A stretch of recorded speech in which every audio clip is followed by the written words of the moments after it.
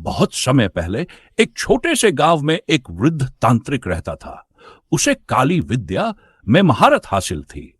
गांव के लोग उससे डरते थे, लेकिन कुछ लोग अपने स्वार्थ के लिए उसकी मदद भी लेते थे। शापित हवेली का रहस्य।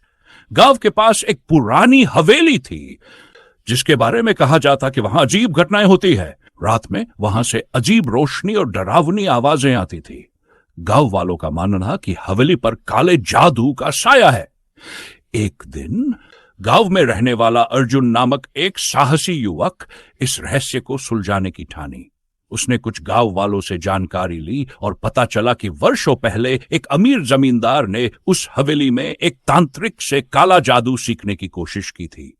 लेकिन जब उसने तांत्रिक को धोखा दिया तो तांत्रिक ने हवेली को श्राप दे दिया। उसके बाद से ही वहां अजीब घटनाएं होने लगीं। अर्जुन का साहस। अर्जुन ने एक सिद्ध तांत्रिक बाबा से मदद ली, जिन्होंने उसे काले जादू से बचने के कुछ उपाय बताए। रात के समय अर्जुन मंत्रों से सुरक्षित होकर हवेली में गया। वहां उसने देखा कि एक छाया में आकृति घूम रही थी। वह आकृति जमींदार की आत्मा थी, जो काले जादू के प्रभाव में थी।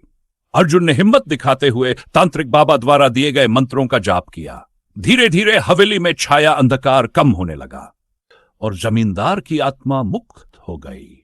इसके बाद हवेली से डरावनी घटनाएं समाप्त हो गई। कहानी से सीख। कहानी हमें यह सिखाती है कि काला जादू एक नकारात्मक शक्ति है, जो दूसरों को नुकसान पहुंचाने के लिए इस्तेमाल की जाती है।